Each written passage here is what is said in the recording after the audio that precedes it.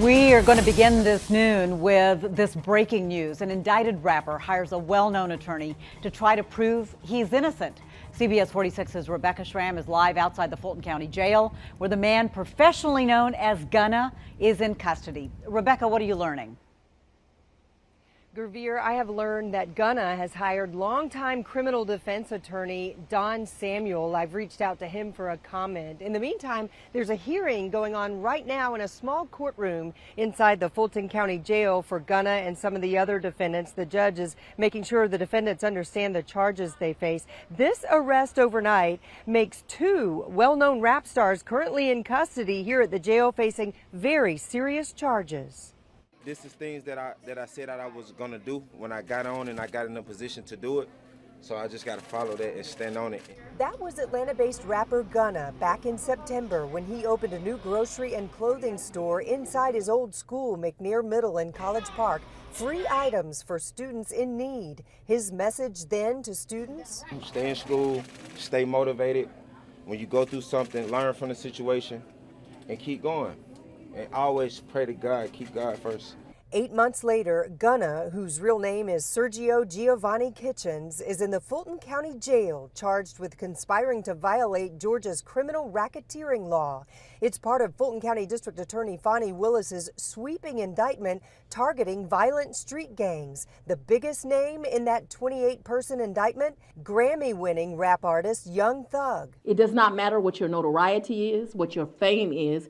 If you come to Fulton County, Georgia, and you commit crimes, and certainly if those crimes are in furtherance of a street gang, that you are going to become a target and a focus of this district attorney's office. According to the indictment, Young Thug, whose real name is Jeffrey Williams, is a founding member of the YSL gang, which prosecutors say is tied to a number of violent crimes, including murder, attempted murder, armed robbery, and drug offenses.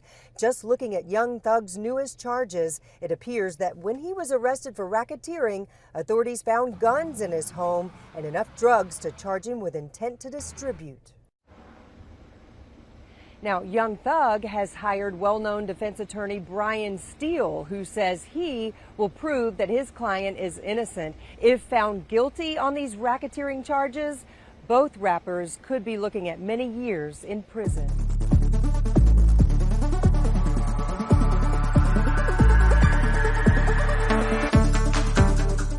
The craziest thing to me watching slow people trying to justify what the basic concept of RICO charges includes is beyond me, especially when we see people's reactions to Young Gunna being brought up in Young Thug's conspiracy charges. Maybe some people just don't know how easy it is for the government to paint this conspiracy in this indictment and make it appear that they have this solid case when they lack the evidence, which is the basic concept of my content that goes over slow people's heads.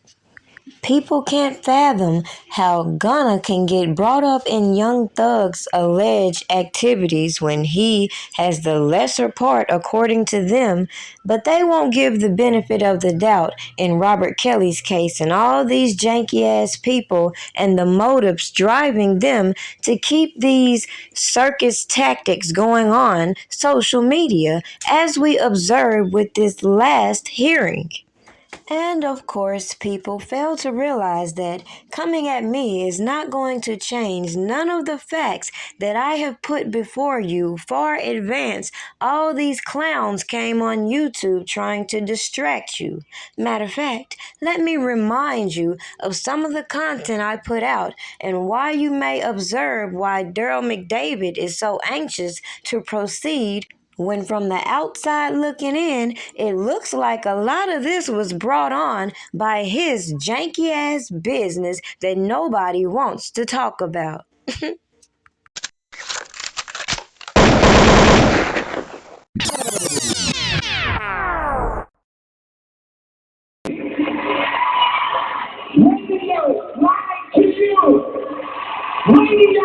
Have some of you all realized that when it comes to the things we're seeing play out on the YouTube streets, we're seeing exactly the type of things and behaviors that led R. Kelly to his current situation. How many times have we seen people in these fake friendships that sit around and see so much, and then when they get mad, they want to come out with all these accusations? They make it their mission to try to tarnish the next person's image instead of moving on and doing what they feel they want to do. How many times have we seen that? How many times have people shown you their true nature and people just brushed it off? How many times? We see the same cycle over and over and over. Fortunate about me, I don't care about none of the cliques. I don't care who personally doesn't like me. But I just want y'all to pay attention to this very thing that I'm speaking on, because this next topic will just prove what I'm saying. Check this out.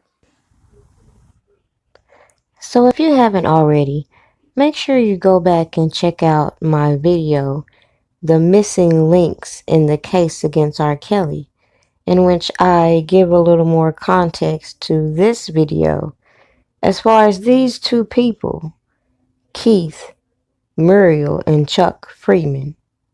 You remember Keith, the person Lisa Van Allen said she gave this tape to.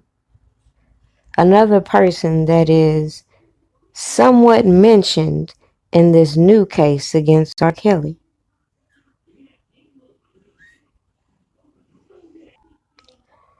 Now, according to this indictment, it's referring to a minor 2 and minor 1. And minor 1 would be the alleged victim from the first trial, and minor 2 would be Lisa Van Allen.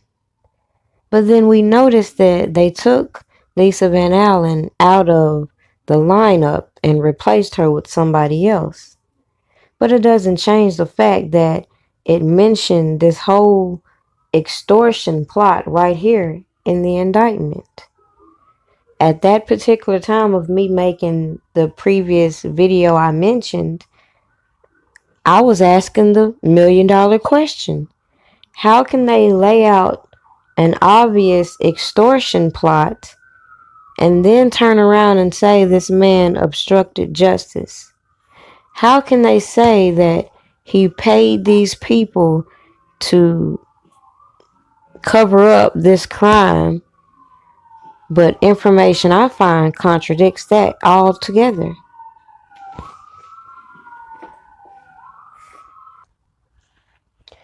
You got all these people that are supposed to be involved in this alleged plot. And according to what Van Allen said in the first trial, she stated that Keith Muriel received $100,000 each. She also says that on their first trip to Chicago, they only received $20,000 because Keith flunked a lie detector test. Apparently, he made a copy. And this was all handled through Daryl McDavid. I find it interesting that if you do a little digging, you will come to find that Charles Freeman ended up suing R. Kelly for not paying for his tape. According to Freeman, he was hired to be an investigator for this. However, something just don't sit right. If that is the case, how could Lisa Van Allen say that she called R. Kelly to get the tape back? So why would R. Kelly need to enlist in this guy who's not even a private investigator, who just takes on this role because he's obviously in cahoots with the guy Lisa Van Allen gave the tape to? Nonetheless, the point in bringing it back up now is because I heard someone on the people opposing R. Kelly say, what difference does it make who the sources are or where the evidence comes from and stuff like that.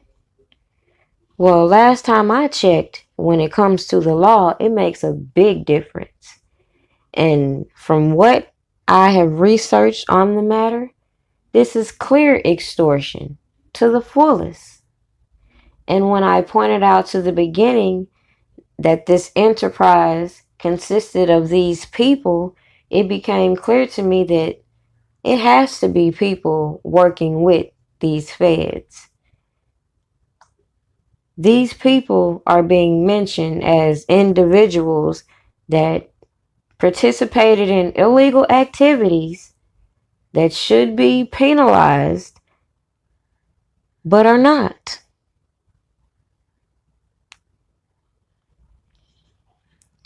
From what I'm reading, according to the indictments currently, it alleges to have 4 videos, all of the same individual from the first trial, allegedly.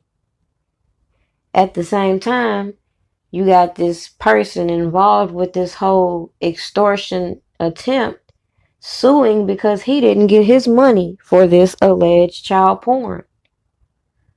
You got Lisa Van Allen saying she got paid this. So that sets the stage of saying there was some bribery. So my thing is, you got news reporters reporting on it. You got all these people admitting to this crime. How is it going to be substantiated to say that this man obstructed justice with these same allegations? Lisa Van Allen tells us she took a tape that she was on. Her fiance at the time tells us he makes sure she's not on the tape. That doesn't raise red flags as to, well, how did you get her off the tape? Or who else was involved with it really?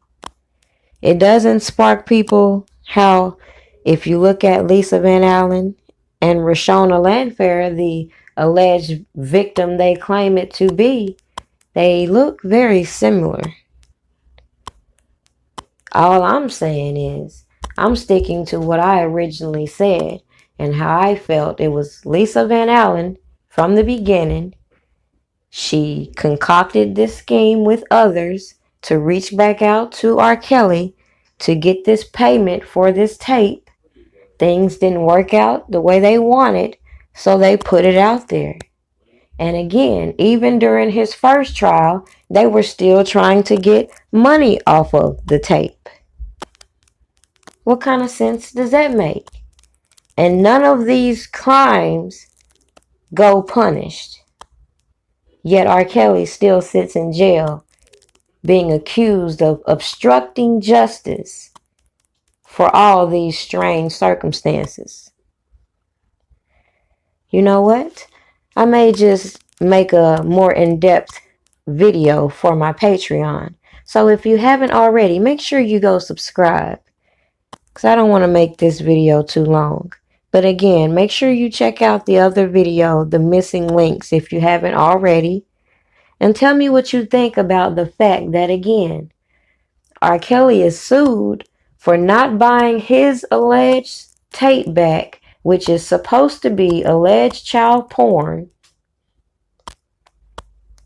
You got Lisa Van Allen, who says she took the tape she was on and somehow magically some things go down. The tape get chopped in half. Somebody make copies here and there. It gets put out on the streets. CPS is called. And if anybody knows about CPS, when they have allegations of sexual abuse and things like that, they're going to check to ensure that this child has not been tampered with, right or wrong. So just think about all these factors that come into play with these allegations we are hearing about. What do you think about them saying he obstructed justice? Meanwhile, these people were the one coming to him trying to force payment for his alleged tape. Doesn't the Constitution protect you if something is in your home? How can they use that as admissible evidence? All these questions come into play when it comes to people asking, what does it matter who the sources are? It very well matters when it's a criminal case. Because at the end of the day, it seemed like to me, a lot of these tapes they claim to have don't seem like they'll stand up, just like in the first trial. That was filled with all sorts of video noise where you couldn't identify, in my opinion, anybody. That's my view of the tape.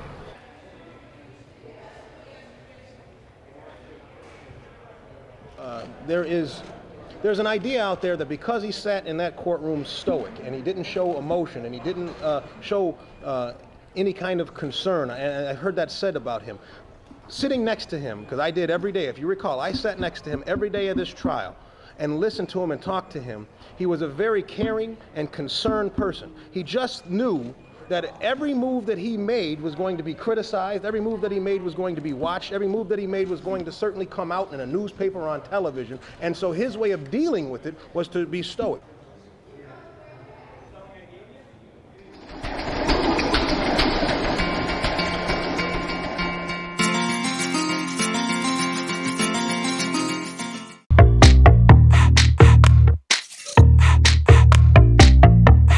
Something good